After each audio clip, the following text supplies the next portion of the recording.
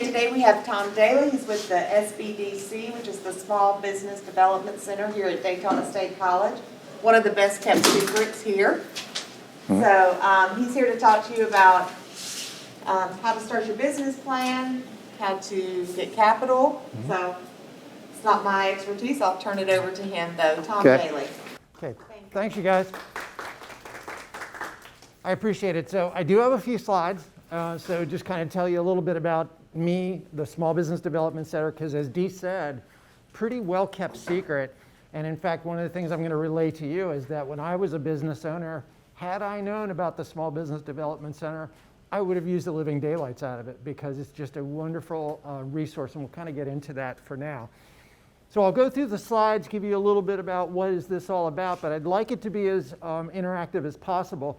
Wanted to ask you all, how many of you are either going to, well, I'm just kind of interested, who's going to start their own practice eventually? Okay, so that's pretty much everybody. Anybody going to work for another salon before you'd open up? I'm just kind of curious. Okay, so some of you are going to do that too, so great. As we go through, I want you to stop me, ask any questions you have, because there's so much to know about small business, right? And so many nooks and crannies.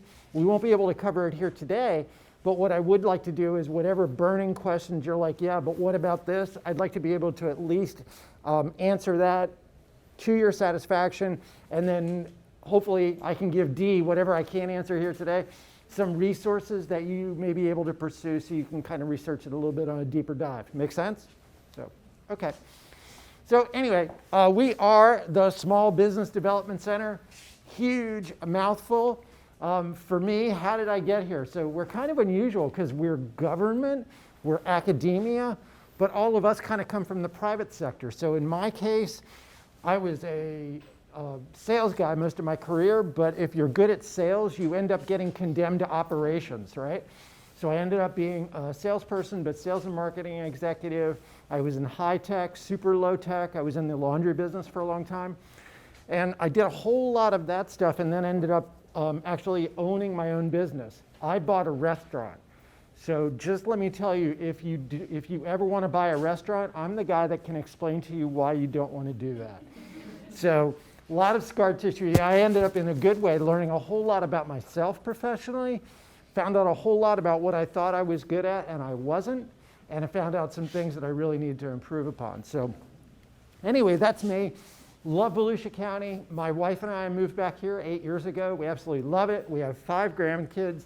2 of them are here. It's pretty wonderful. We love to travel, so this whole pandemic thing was definitely no fun. I have my first shot, and so pretty soon we're going to travel again. My one grandson is graduating from West Point, which I'm pretty excited about.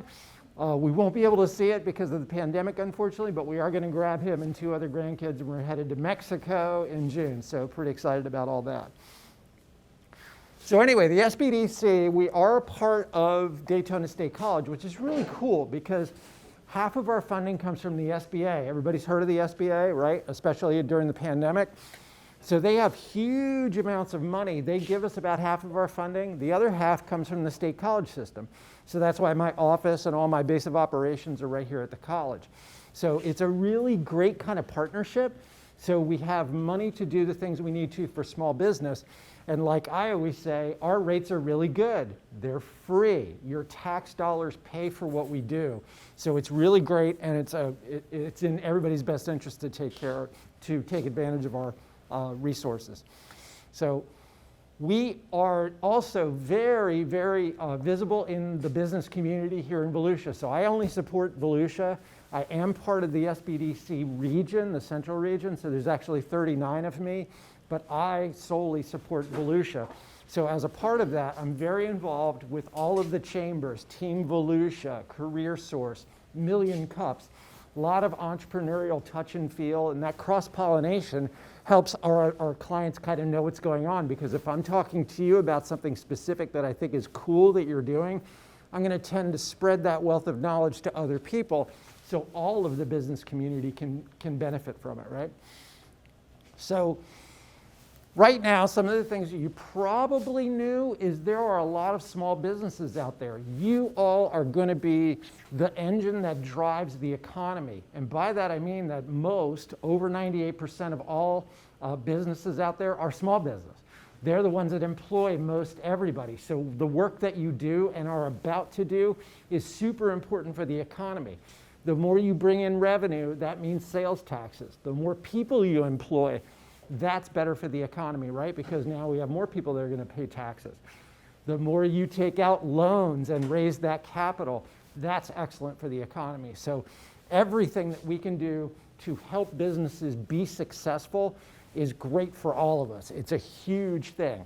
So in every case, about 3 out of every 4 jobs are actually created by small business. So it's super important, and that's why you hear us all talking about it.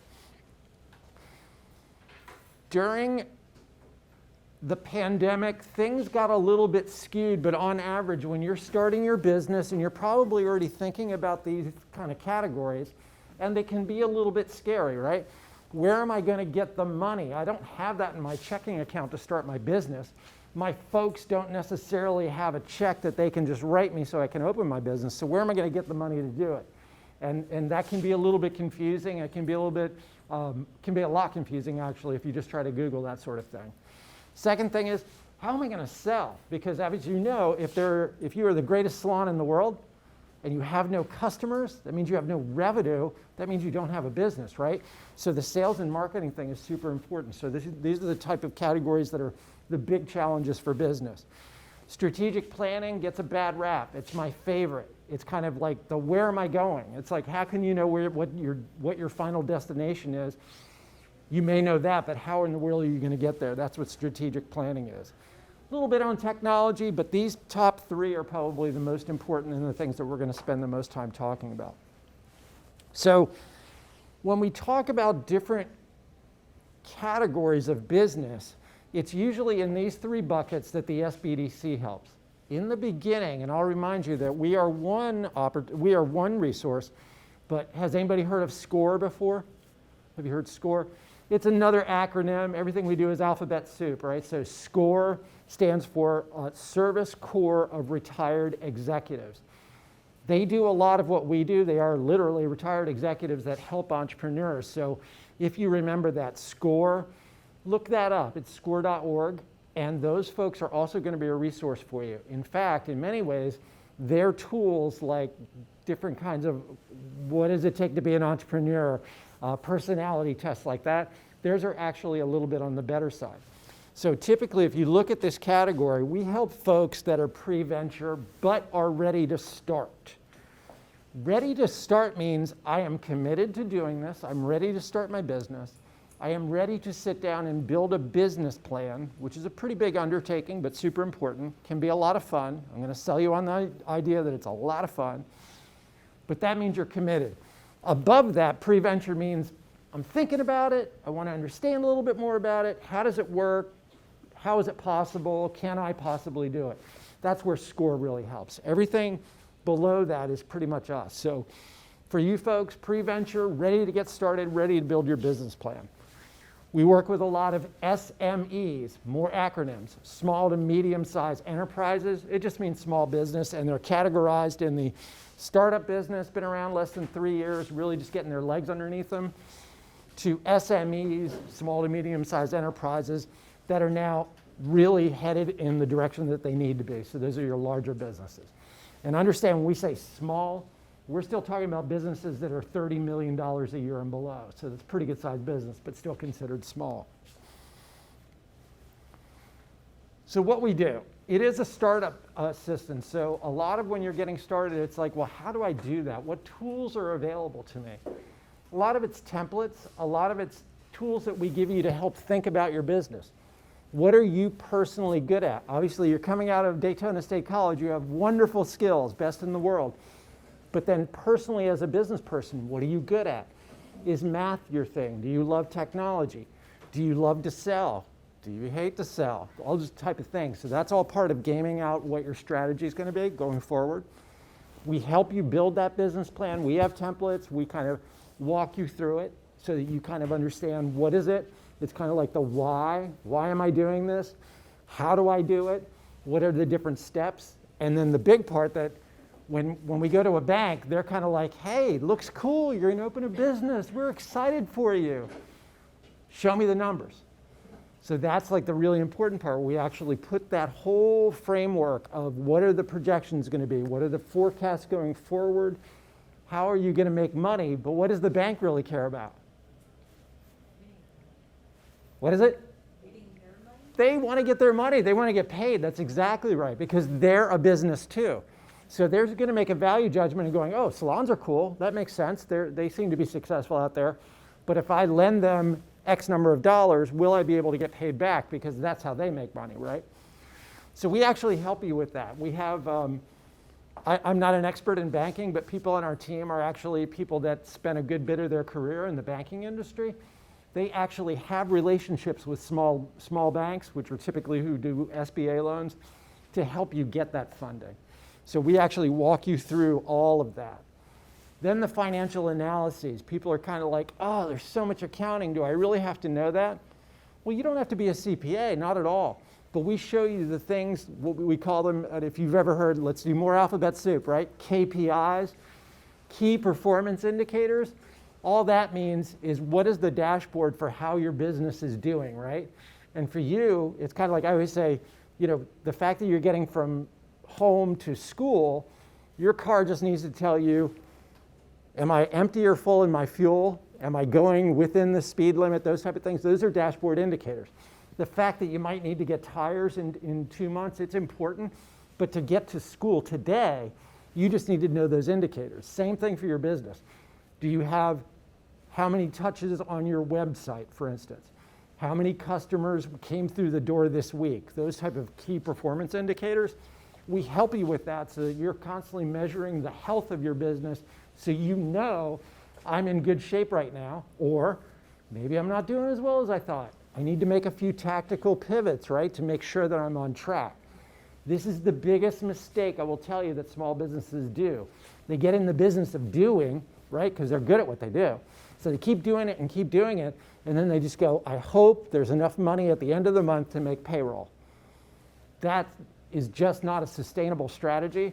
So you should be able to go, am I doing okay? Am I not doing okay? And if I'm not doing okay, I want to change a few things to make sure that I'm doing okay again. And that's really part of the whole financial analysis and measuring your key performance indicators.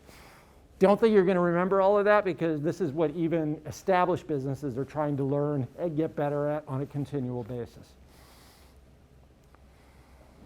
So a couple of things that the SBDC does that are really nifty, and part of this will be part of building a business plan, part of it will be helping you to manage your business on an ongoing basis, is that the SBDC is able to afford, through our funding, some really super expensive, robust tools that basically large companies would have access to, but most small businesses couldn't possibly afford. But what's awesome is because I have subscription to all of these tools, it means all of my clients do. So some of these you've probably never heard of before, but IBIS World and BizMiner are industry. Like if you said, I want to know how salons in the Daytona MSA have been doing over the past 3 years, I have tools that allow me to go into these and say, I can tell you exactly what that means on average for this size industry. Other ones are Reference USA. If you were a business-to-business type of company and you needed a marketing list of all of the realtors that have offices with less than 3 people, we can slice and dice that information so we can provide marketing lists. BidMatch is really just government contracting, so not something that necessarily would be interesting to you all. Profit Sense is the big kahuna, so after you've been open for a while, a year or so, we can actually take your financial documents, put them into this tool, and it will tell us what is the financial health. Are you spending capital in a smart way? Is your revenue on track based to against other people in your industry? So it's very, very cool.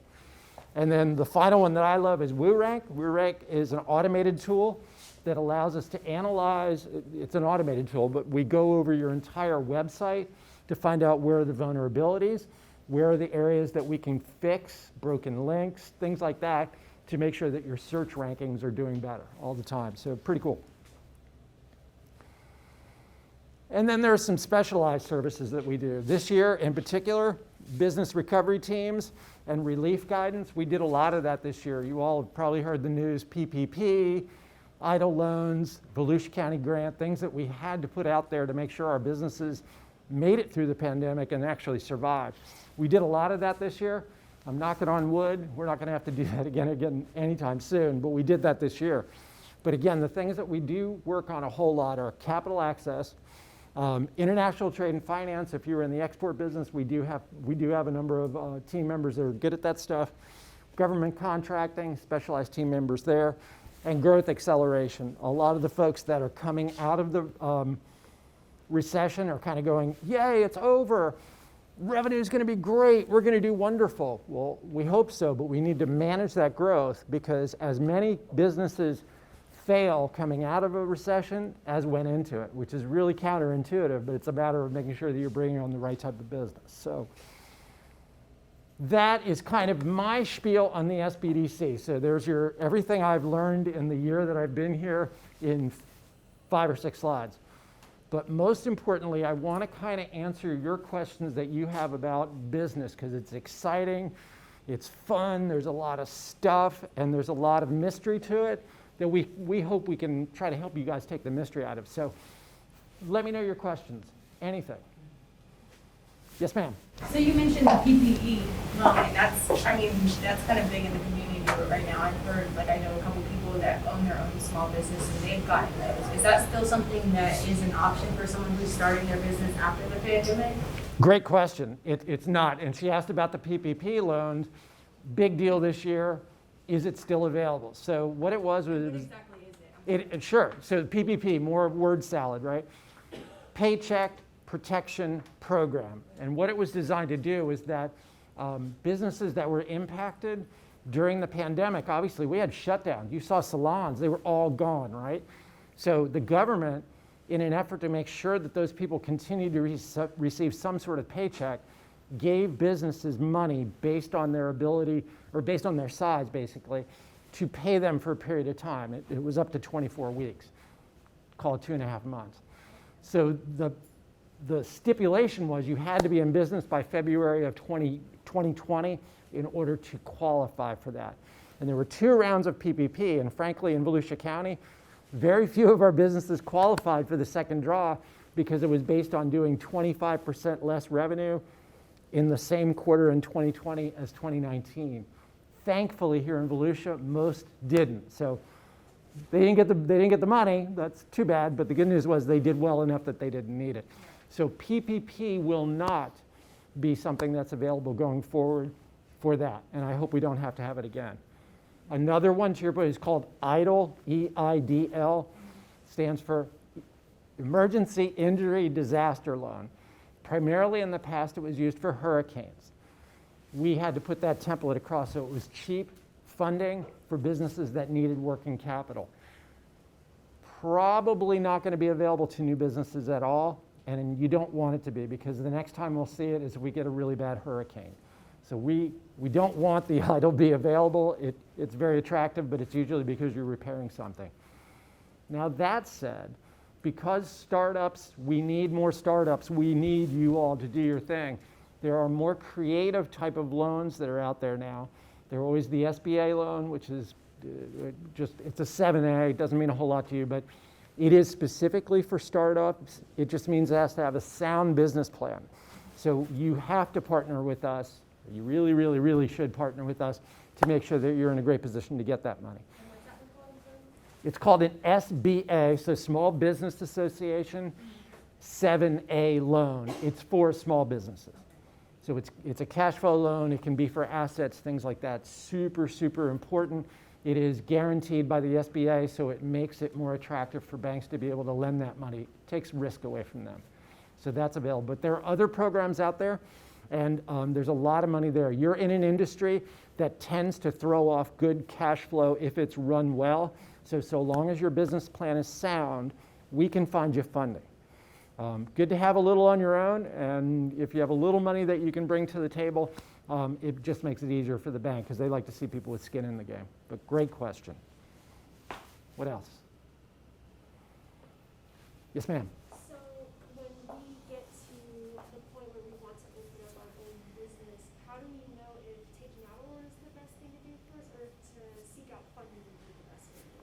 fantastic question. So if you have your own personal capital and everything is a risk, but you feel very strong about it, being debt-free has some real advantages to it. So number one, it's your money. But that means since you're not necessarily paying yourself back at first, you don't have to, that means an expense item that is not on your profit and loss statement. So you're at a distinct advantage if you have your own personal capital. You want to be cheap with your own money, so you want to invest as much as you can, but not too much. So you're going to be very careful with your own money. You would also want to be careful with anybody else's money, but it gives you a distinct advantage if you don't. Typically, there's going to be a balance. You're going to have some of your own money, and you might need other money as well. But it's a great advantage if you can do that, or if you have relatives that want to invest in your business, hopefully interest rate, but that would be very helpful. And a lot of times, because they're very committed to what you're doing, you will get a lot of folks to say, okay, let's do it. So, great question. What else? Yes, ma'am. What's your recommendation for like a small business who, makes some money, but it's busy, they want to hire an employee, but they don't want to pay an employee? Like, what do you advise someone to do when they come to the point where they're so busy they need to hire somebody, but not sure just about paying someone is also, it's taking out of your own business now. You mean for your own ongoing business? Well, this is just an example. So me and my husband, we own a woodworking business. Right. And he does everything. But he could use a helper, and it's just kind of there's just some fear there when now it's you have to make a paycheck now. Sure. I don't know. How do you prepare? When do you know that you're ready to hire somebody, basically? So, awesome question, right? Because in that case, it's almost like if I am a woodworker, and let's just say my capacity is X. I can do this much, but also I'm a business owner, so I'm having to do more than X. I got to do this, I got to do that, etc. Then you say, but the demand, you've determined that the demand is there. If we had more capacity, we could sell it, right? You would think. So in order to say, okay, well, if I could sell $200 more, that gives me $200 more for another employee. But it doesn't, right? The $200 that you have to pay them from is not the gross revenue, it's the net profit. So as you look at your business, and you just kind of have to look at that P&L, it might mean in your business you need 2.5 times whatever it costs for that employee to be able to afford them. So your revenue might have to be, instead of 200, in that case, it needs to be 500 to even break even. So that's exactly the questions you have to do, is say, if I get another person, I have more capacity so I can sell more. Then you have to say, if I had that capacity, could sell more than that? Could I do that? And that's how you make the decision. If you come back and say, I don't know, I'm not sure, or no, or I'd have to put more in marketing to make sure I do, then you have a different set of decisions to make. So those would be the right questions, and then you have to use your financial analysis to do it. Otherwise, you're guessing. And then you kind of go, hope, and that's just not a good business strategy. You're going to take risks in business. You just do. That's part of what business is. But you want to take a calculated risk with as much data as you can possibly grab from what your experience is to make the right decision. Rolling the dice is not a good strategy. It might work, but chances are you may have missed something. So I always say analysis is key. And yes, we do have tools that we can help you with that. You guys are good. These are tough questions. None of the easy stuff. What else? Anything? So SBDC, they do consultations about businesses. Yeah, we do. So you guys have probably heard of management consulting, right? People do this for profit. That's what they do. I'm free. Hopefully my quality is still high, right? But we do a number of different things. So my deliverable in a day's week, I love my job because at this stage of my career, I'm not trying to slay the dragon anymore. it's just really cool to be a part of hopefully raising the whole business community, the small business community to be better, to make our whole world here better.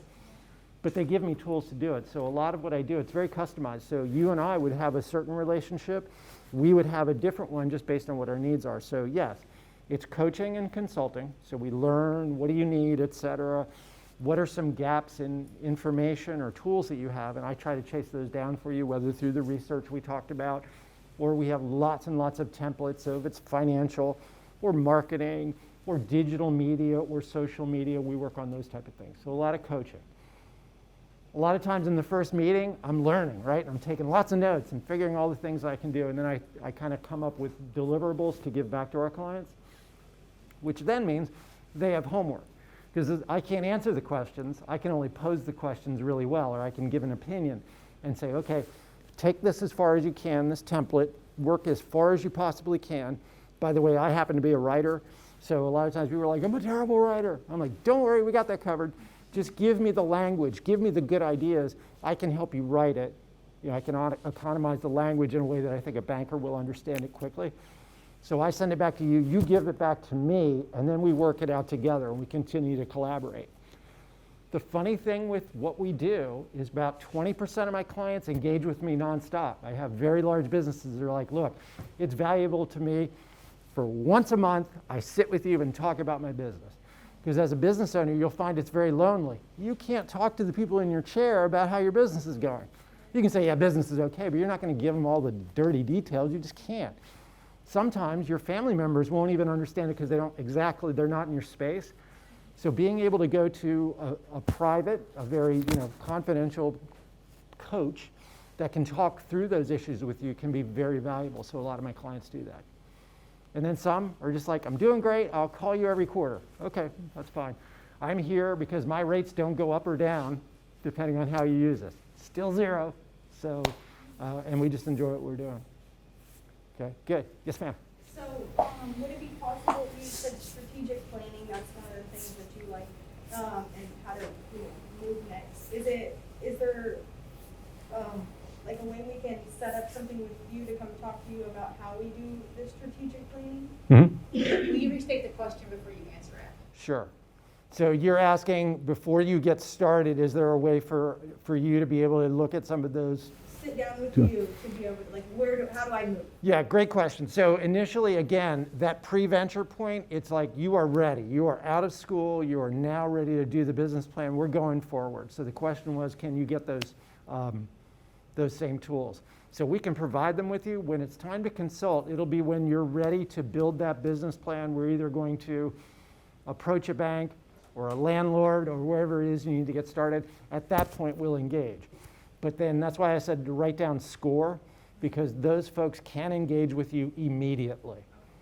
And a lot of those folks, if you ask around, they have about 39 in Flagler and Volusia County. It's entirely possible that they have folks that are either in the salon, they have salon experience or barbering or retail, things that might sort of relate, so they're going to have some specific guidance too. Right, like the very beginning stages. Yeah, but then when you're ready to, in earnest, build that business plan, like the heavy lifting, let's do that together, you'll sign up as a client for us and we'll just get to work. Okay. So, great questions. What else? Dee, how am I doing on time? Great. I'm good? Okay. So, what else? You guys are easy. Actually, hard questions. Yes, ma'am. So for that, is that like you figure out the finances too before we go to you, or does that? Yeah, so Like what exactly you're gonna need? So do you guys know what an income statement is or a P&L? Do you guys talk about that at all? So just really high level, okay? So a profit and loss statement is what has happened a month ago, a quarter ago, a year ago, years ago. And what it is it, in just the rawest terms, is all the revenue that you brought in. So monies that a customer gave to you for services rendered or products given. Pure revenue. What you have to subtract from that is what it cost you to do that. So in your business, a direct cost would be whoever was providing the service, the person cutting the hair, that's direct labor. Or if you sold a bottle of shampoo, you bought it for $5, you sold it for $15, your cost would be $5, right? So all the revenue that you got, those direct costs to deliver it is called gross profit. It's the gross profit, right? That's just everything you had to spend to make that happen.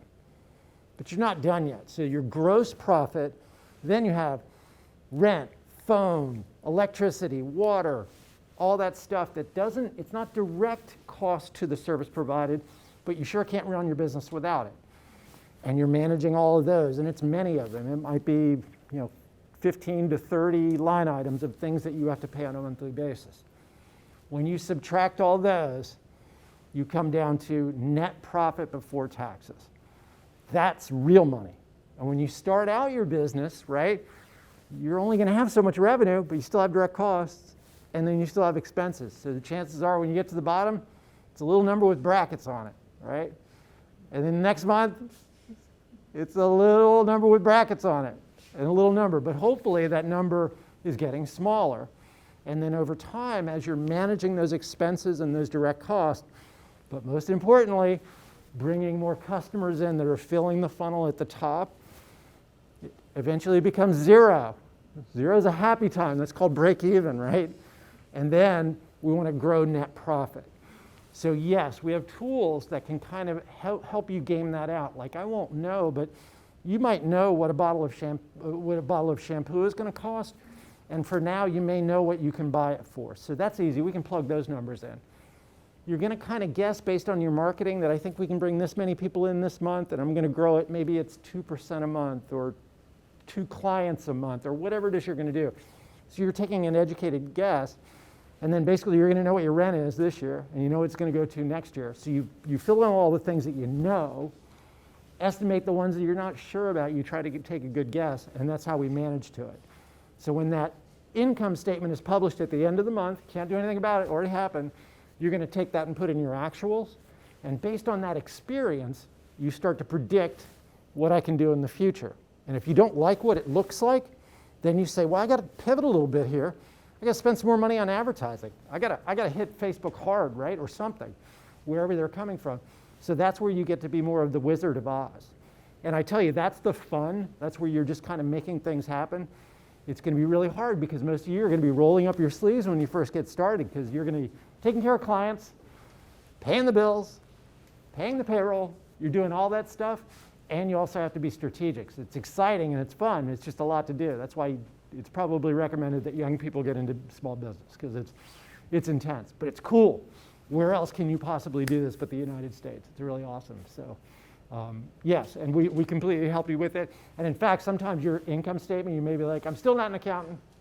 I'm the best salon owner in the world, still not an accountant. So we recommend that you do get an accountant. We can recommend folks, but we'll sit with you and say, well, let's go see what the story tells. And then I'll ask you, what are you doing really great? How can we do more of that? What are the things you're struggling on? How can we kind of make that happen or find somebody that's good at it? Those kind of things, and that's fun. Yep. Do you have, I mean, I know you said SCORE, but do you have any other resources or anything else we can reference on when we're in the very beginning stages so we can get to you? Before we get to you, is there any other resources? Yeah, search around out there, especially it looks like we have a pretty heavily female group in here. What you'll find, and I know that there are folks like Nancy Benet, who's actually a client, and there's 3 or 4 other folks that are doing really well that are champions of women in business here locally. So they're kind of cool because they're driven to help other women be successful. Because in a way, we've had a problem here in Volusia and across the country that female, minority, those businesses have been underserved for a long, long time. So we do have champions and vehicles that are trying to say, let's make sure that everybody gets equal access or better to run those through. So yeah, there's some female business champions I could recommend to you. Also, if you have time, there are some just cool things that go on around Volusia. Has anybody been to 1 Million Cups? Okay, so 1 Million Cups is run by the Kauffman Foundation out of Kansas City, but I think they have don't hold me to it, 200 chapters. across the country. We have one in Daytona.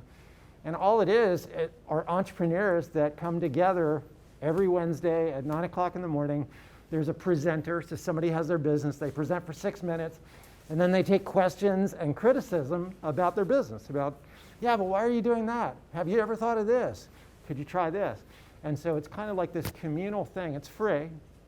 Even the coffee's free.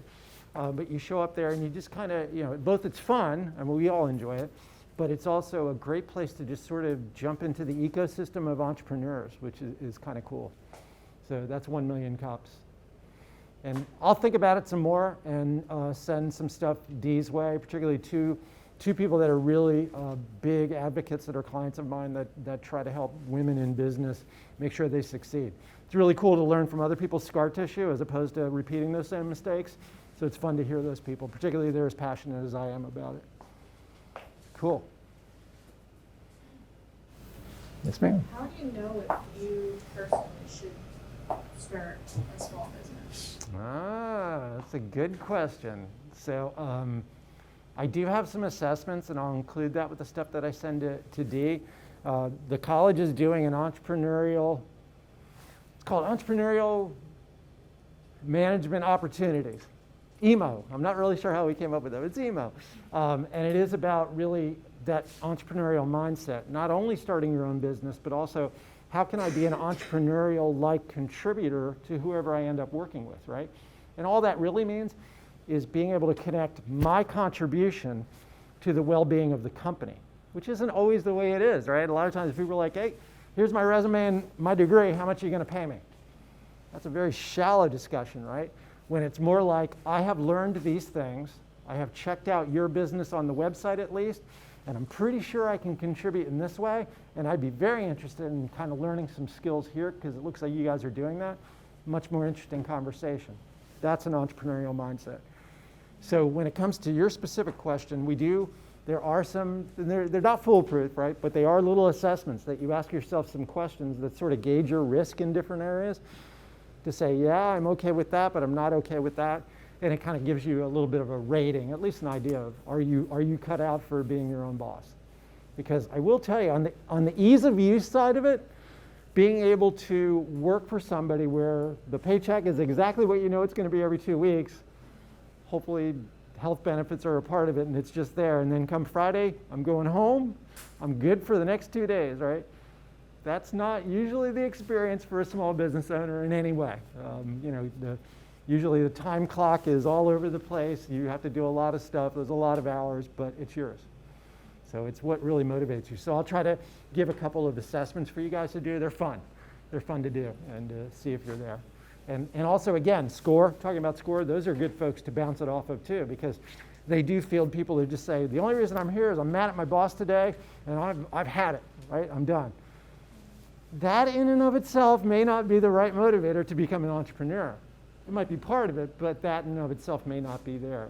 There's a whole other set of skills. So I'll send that to her so she can distribute it to you guys and you can take it and have some fun with it. Cool. What else? Yes, ma'am. So whenever we're writing a business plan to go to someone and present it and everything, how do we put our idea of the entrepreneurial mindset into the business plan? So you want to. That's sort of the whole bundling of why. If you Google out on the internet, you'll see there's a bunch of free templates out there, and they all generally have the same thing. So it's going to have an executive summary, the how you're going to do it, how many employees, Swot Analysis, another acronym for strengths of your business, weaknesses of your business, opportunities, and threats, right? It's going to have all that. It's going to have your competitive, that sort of thing. But as you write your why, this is why I'm doing it, because either I have a different twist on it, this is my passion, this is what I'm hoping to accomplish.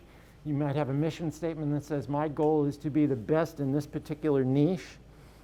I want to be the absolute number one that there is in this particular lane. That is very interesting. And so it should be all you. In fact, I encourage people, those templates that are out there, it's very tempting to use that very boring language. I'm like, get rid of that. Use your ideas. And in fact, there's a tool, and I'll share it with D2. You can look at it. It's called a Jump Start. And I taught a class on how to do a business plan. And essentially, the game is There's a whole bunch of questions. They won't all apply to your business, but you ask yourself the question, you write down the answer. At the end of it, you sort of have a lot of that language that you want to pump into the business plan, because it does need to be yours. Okay. Yeah. Because I've written like marketing plans before, because I've taken a few marketing classes here, and I Perfect. don't know if marketing and business were quite like the same for writing out the plan, and it sounds like they are, because I did like the whole Swot analysis and everything like that, putting it into marketing. Yeah, so business plan is like your total strategic plan, and it makes it sound like that's what you have to do to go get a bank loan. You'll need one to get a bank loan. I'm not kidding you there, but you should always have a business plan, because that's going to be basically, that's your template for where are we going, and you should modify it because it's going to change over time. You should do that. Also, as you get larger, being able to communicate what your vision is to all the people on your team, making sure you're all pulling in the same direction is super important. So it's a great plan. So your business plan is like your total what, it's the strategy, et cetera. Your marketing plan will be a component rolling up under your strategic business plan. Cool. You guys made me eat my Wheaties today. Wow, it's good. What else? I don't want to monopolize your time, but I want to make sure I'm answering anything I possibly can. Yes, ma'am. What are some like frequent, like I guess most common hurdles that you see that small businesses have to overcome? Sure. Well, I'll tell you right away, it is the capital piece. Trying to make sure that you get the capital one way or the other. If you have it, great. If you can get it from family and friends, great. It's the hardest piece, getting the capital. Because even then, the capital piece, let's assume you get a bank loan, kind of what we were talking about. You get $5,000 loan. Great. I can start doing the things I need to do. You owe it back. So your business has to not only do so well that it's able to cover its own regular expenses, you have to cover that one too, which is great. I mean, that's how debt is how businesses grow. It's how they are created. It doesn't matter whether it's a small business or a big business. But that's the hardest piece. And when you're new, people have to count as much on your vision, your ideas, your smarts, how well you've prepared your business plan to decide whether they're going to give you money or not. So that's always going to be a challenge. First one. Number two, and I'll say that I found this out the hard way after being an executive in a large company, I believe my own press clippings. When I own my own restaurant, now I'm responsible for if the plumbing breaks, I'm getting out wrenches, right? Because we can't afford to pay a plumber. So you're doing that sort of thing. My personality tends to be a little on the control freak side. So I believe that I have to do it all. Many small businesses are like that. They're strong type A personalities a lot of the time. I can do it all. It's only done right if I do it kind of mentality. In a crisis, that might be okay. To run a business and grow it long term, it's probably not a great strategy, because what you have to end up doing is being good at what the vision is, but you have to teach others, and in fact your team leaders later, to be better than you are at it, because that's how the business gets great. If it's all counting on you to do it, make it, sell it, report it, you only have this much capacity. If you teach other people, it's sort of the give people fish or teach them to fish. If you can teach other members to do it and ultimately be better at those particular tasks than you are, that's how you scale. So getting people out of their own mindset of what they understand and getting them to branch out, I would say, is also hard. So those are the two big challenges among the many you will have as a small business. But talk to any small business owner that's probably doing okay. They probably tell you the greatest thing I ever did, because you control your own destiny, every single bit of it. And at the end of the day, if you do it right, you also have something to sell at the end, which is really cool. What else? That's it. Well, I will have all those deliverables. We'll see if this 58-year-old brain can remember all the things that I committed to, but I'll be sending that over to Dee. And I'm available at any time just to chit-chat. And once you guys are ready, when you get to that point, it's just like, okay, I've talked to other mentors at SCORE, talked to a lot of people. It's go time. I really want to build this business plan now. Let's go in earnest, talk about the things that you chatted about. Come on, let's just do it, because that's what we do, and it's really a lot of fun. And I would like to think that we've helped a whole lot of people do it, and it is just, it is exciting. And please stay here in Volusia County. Don't go anywhere. I hate when people are like, hey, it's going great. I think I'm going to move to Atlanta. I'm like, no, you don't. Get back here, because it's really a cool place to be right now. I mean, this is a lot of potential, so super. Well, folks, thanks for having me. I really appreciate it. I hope it had some little value for you. I am always available. Dee and I work on the same team, so she knows where I am. She can catch me at any time. But I wish you the best of luck, and look forward to seeing what you guys create. So, thanks, y'all.